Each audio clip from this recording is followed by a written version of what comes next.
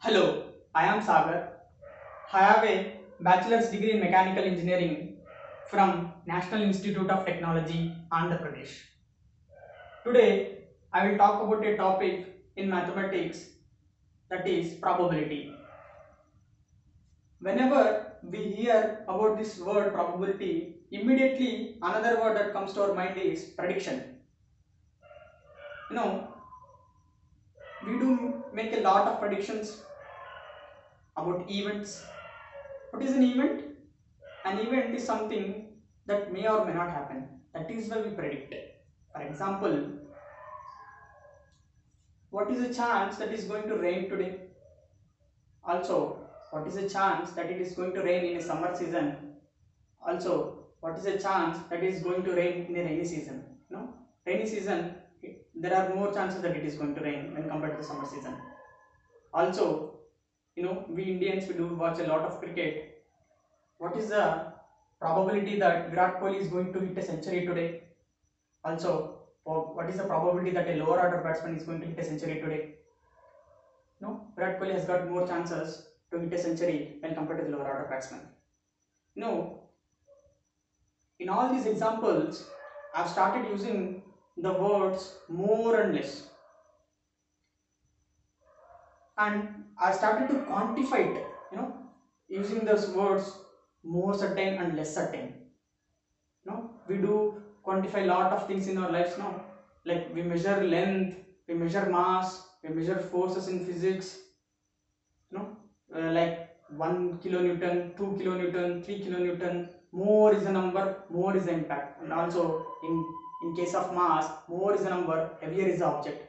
Similarly, likewise, we also want to quantify the uncertainty involved in the event, by giving it a number. We want to give it a number. Likewise, we give numbers now in while we are quantifying mass 1, 2 or 3 kg, 1 kg. Likewise, in quantifying the uncertainty involved, we also want to give it a number. We want to give it a number. We want to give it a number ranging in between 0 and 1.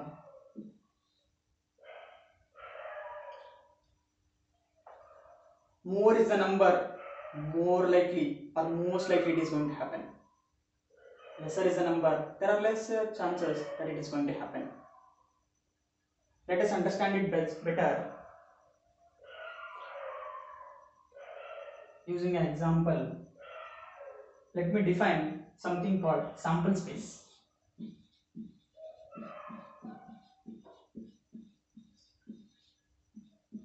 We denote it with S.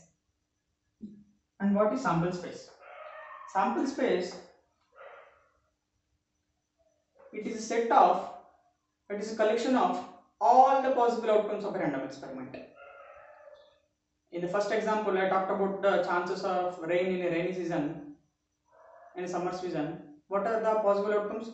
It is going to rain or it is not going to rain. There are only two chances.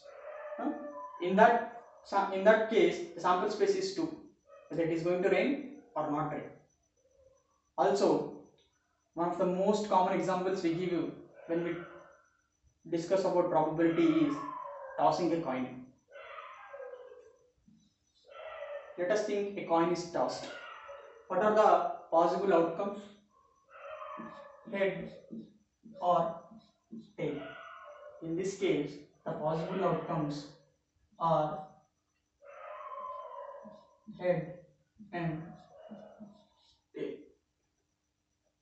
Also, one more example is that rolling a die. Rolling a die. 4, 5, 6 on the other faces, which we used to play the game Snake and Ladder and some other games. What are the possible outcomes? When we throw a die, what are the possible outcomes? Whether it is going to 1 or 2 or 3 or 4 or 5 or 6. In this case, the sample space is 1, 2, 3, 4, 5 or 6. Let us take one more example. Let me toss 2 coins. What are the possible outcomes?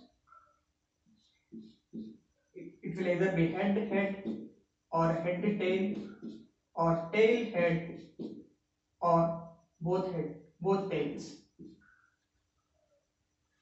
If I write them in a set, the sample space of this event would be head or head tail or tail head or tail tail. Also, let me define one more term. I would write this as n of s. N of s tells me about the number of outcomes, number of elements in the sample space. In the first case, it is 2. It is either head or tail. Here the n of s is 2. Here n of s is 6 in case of die. In case of tossing 2 coins, number of elements in the sample space is 4. What is n of s? Number of elements or in the sample space or total possible outcomes of a sample space. And likewise, I told you earlier, that is our main motive is to quantify the uncertainty involved in the event. Like how do we mathematically do it? How do we give that number? We were saying give it a number, quantify it. How do we give it? Like probability of an event. One more time, that is we are going to define, that is probability of event. What is P of? We say P of E. P of E is nothing but probability of an event, and we define it as the ratio between favorable outcomes and total outcomes.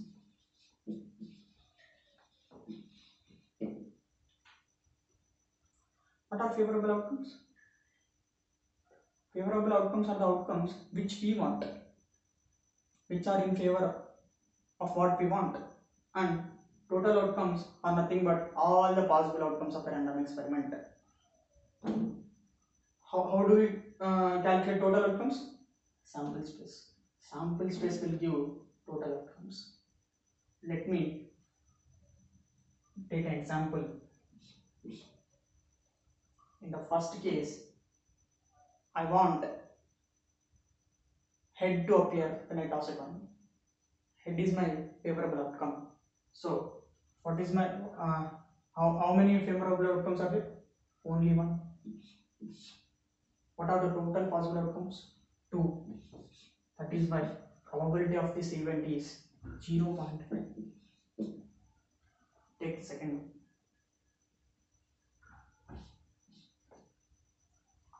I want 3 when I roll a die. What is the possible outcome? Only one, that is 3. That is only one favorable outcome. And what are the total number of outcomes? That is n of s would give us total outcomes, that is 6. 1 by 6. Also calculate probability of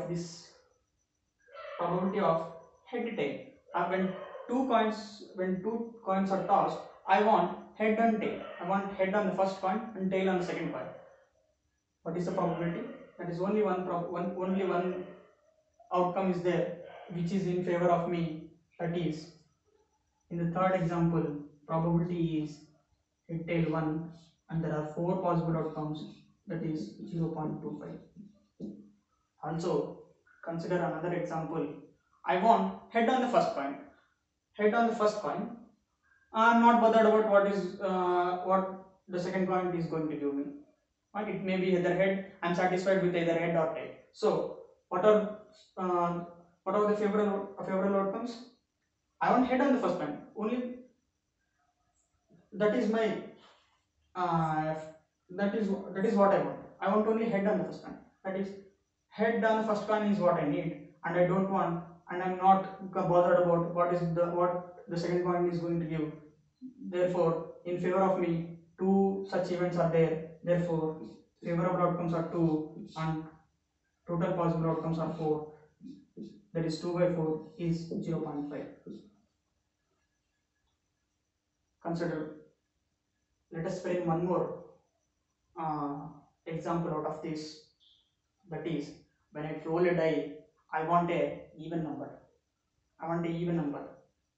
So what are the possible outcomes? What are the obviously 6 are there which are possible. Favorable outcomes are only 3. It is either going to 2 or 4 or 6. In such case, the probability is favorable outcomes are 3 and total outcomes are 6. That is also 0.5. No, we are understanding. We are started giving numbers. We have started quantifying the events of a random experiment. Also, let me tell you something.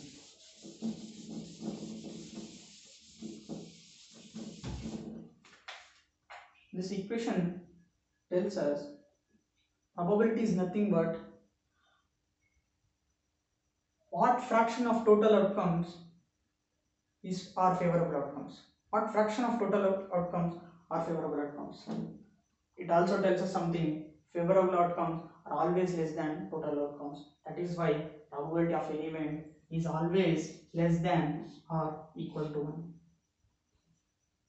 Let us consider one more example. Consider a basket. There are some of the most common examples given when we talk about probability. Consider it has got 3 red balls and 4 yellow balls, and you are asked to pick a ball, and your favorable outcome is it should be red.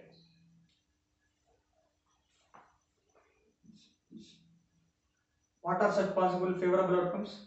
You want the ball to be red, and there are 3 such red balls. So in favor of you, 3 are there, and there are in total 7 possible outcomes are there. We can pick 7 balls out of those. So sample space of this event contains 7. So 3 by 7 is the probability of the sequence. 3 by 7 is the probability that a red ball is going to appear when you pick a ball. Okay?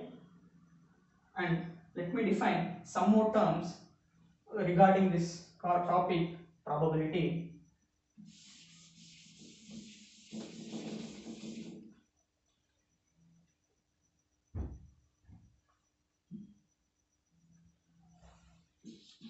Equally likely events. Equally likely events. What are equally likely events? Suppose, consider this example, tossing a coin again. We tossed a coin, and the outcome is going to be either head or tail. No? It is going to be either head or tail. Probability of head is same as probability of tail. They are equally likely. Also, probability that any of these 4 outcomes, probability that it is going to be both head is same as every other. That is 1 by 4. That is why they are called equally likely event. And also, consider this example. What is the probability that when you pick a ball that it is going to be red? That is 3 by 7. What is the probability that you are going to get a yellow ball? That is 4 are in our favor, and there are total, but 3 by 7 and 4 by 7 are not equal. So probability that you get red is not same as probability that you get white. That is why they are not equally likely events. Also, let me define one more term, that is mutually exclusive events. Mutually exclusive. Mutually exclusive events. Again, consider this example of tossing a coin. When you toss a coin, the probability that it is going to appear head is same as tail, but the appearance of head is going to prevent the appearance of tail. That is why the one event is going to prevent the occurrence of other event.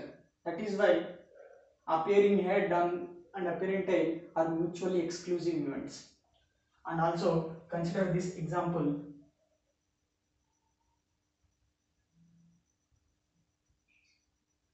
All these events are mutually exclusive because occurrence of one event is preventing the occurrence of other events.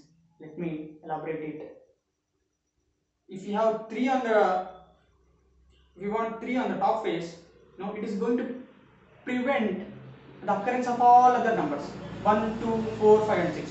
Also, if you want one on the top face, it is going to prevent the occurrence of all the remaining events, that is 2, 3, 4 and 5 and 6. That is why all the individual events are mutually exclusive. Also, let me define one more term: independent events. Independent events. Independent events. Consider two events. Like I have tossed two different coins. Consider that I have tossed two different coins. Probability, consider two different coins. Does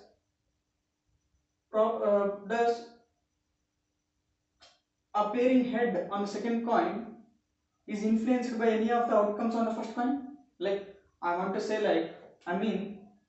if the first coin shows tail, does the second coin also show tail? No. The outcomes of the second event, the following event, is not influenced by the outcomes of the preceding event. These two are independent events. That is why we call them as independent events. The outcomes of the second coin, that is head or tail, is not influenced by the outcomes of the first coin. No. Do we say if the first coin if the first coin shows head, then second coin is also going to show head? No. They are independent. The second coin is not influenced, or the outcomes of the second coin are not influenced by the outcomes of the first coin. Then we say such events are independent events. And also,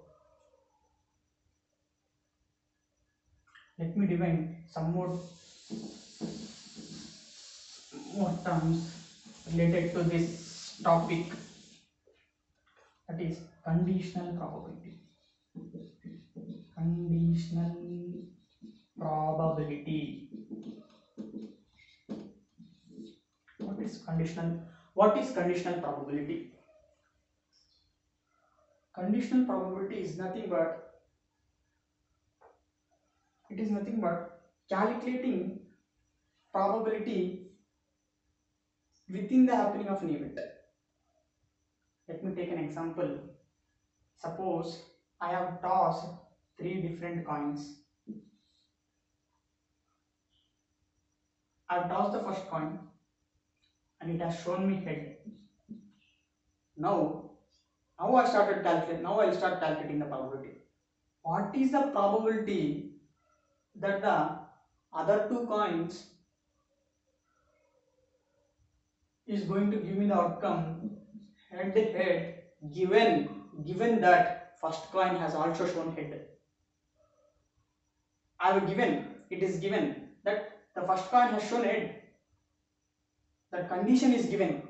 That is why we call it conditional probability. What is the probability that the other 2 coins is going to give me the outcome head given that the first coin has given me the outcome head?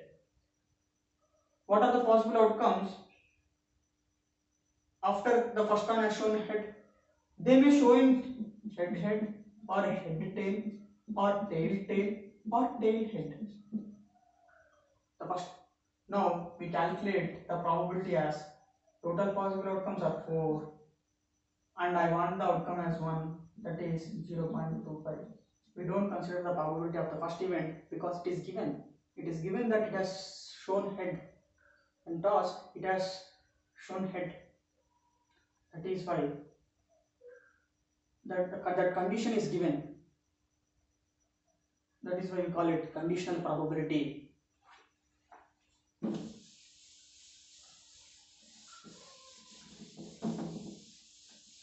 Also, if you want me a real life example, what is the probability that I'm again going to take that cricket example. What is the probability that Virat Kohli is going to score a century given that he has won the toss? You may say the probability like 0.5. You may say whether he may hit or he may not hit. There are only two outcomes and one is in our favor. You may say it is 0.5, but actually it is not like that. It is not as simple as tossing coins, because if that is the case, then Virat Kohli must have half the number of centuries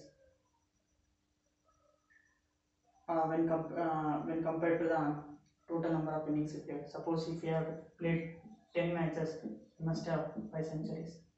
But in reality, it is very much less than that. Why is this? Because here the probability that he is going to hit a century is dependent on many other factors. You know, it depends on pitch, it depends on the quality of the opponent, and many other factors, and also the form of the player. That is why here the probability is not just 0.5. You know, tossing a coin is going to yield us either head or tail. If you toss either in Australia or if you toss either in India, it is going to show either of these two outcomes. But Virat Kohli is not going to hit a century in India, more likely like how he hit century in India. That is why. Then how probability in such cases are calculated? You know, in such cases probability depends on a lot of factors. You know, there are distributions made. You know, there are terms called probability density functions. You know, distributions are made and then probabilities are calculated. Okay. I hope you liked it, and I would like to conclude this. Also want to thank Vedantu for giving me this opportunity. Thank you.